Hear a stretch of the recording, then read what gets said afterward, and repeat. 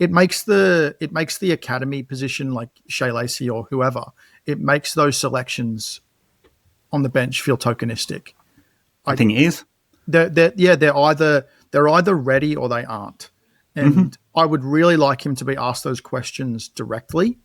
I would like to hear an answer on that, because if they're in first team training, then you think that they're, at least you're considering them, and then you're picking them on the bench. So they're either sitting there because you've been told to pick them, or it's really frustrating to me, because my biggest gripe at the moment, I'm not an Amorim out or anything like that, but my biggest gripe at the moment is what is happening doesn't feel like, one, it doesn't feel sustainable, but two, it doesn't feel like the team that we should be, or the club that we should be trying to build.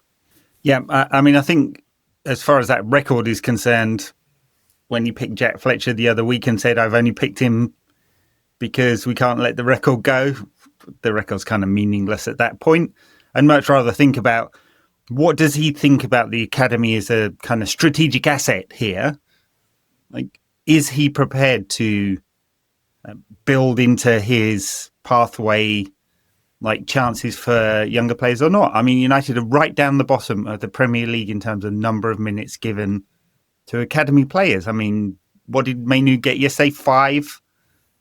Again, I feel like he's gaslighting us when he talked about Mainu in the press conference, when he was saying, I feel like he's a first team pick.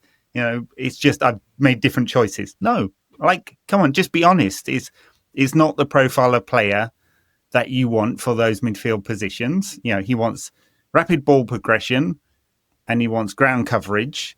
Neither of those are particularly Mainu's strengths. I'm not saying he's absolutely rubbish. I mean, you know, of course, there's a social media discussion here, which is always totally binary at complete poles.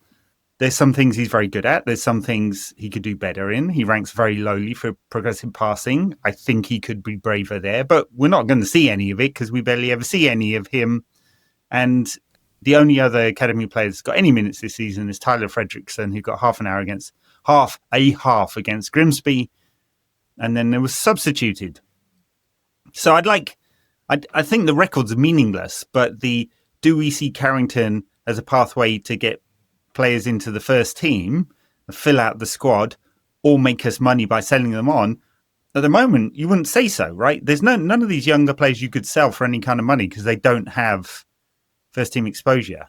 And you're not at Manchester City where there's a kind of stamp of, they've come out of the City Academy, therefore it must be a £15 million player, you know? And we're just not there. So it's not serving any purpose. Costs United £25 million a year.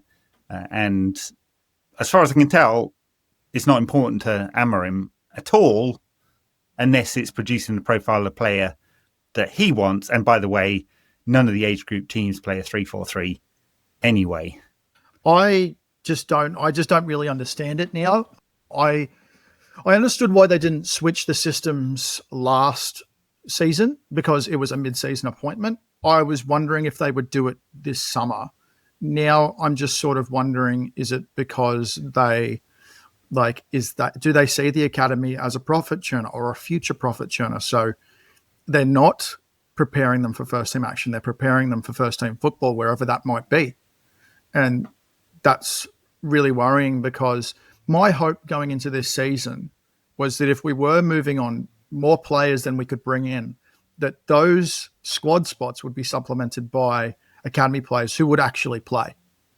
And you have to give them exposure at some stage. Like, that's part of the bravery. Like, whether it's bravery in chasing games and attacking games, or giving those players a chance. Like, I would have liked to see Shea Lacey today. Why not?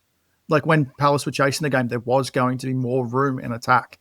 So, like, it just frustrates me. And then, as well as that, if Kobbie Mainoo can't get in when Bruno Fernandes was performing as poorly as he was in the first half, he's never going to play. So, and like you said, he doesn't have that profile that's wanted. His strengths are not ball progression by foot. He carries the ball. And that's not what Ruben Amorim wants. And his ground coverage, Casemiro, despite his age, does the different things. And Manuel Ugarte has played ahead of Kobbie Mainoo time and again. So he can, again, like you said, and it's not too far to say that we are being gaslit when those questions are answered, because we can only really deal, like, you can say what you want in a press conference. We can only deal in what we're getting and what we're seeing, and what we're seeing doesn't marry up with his words.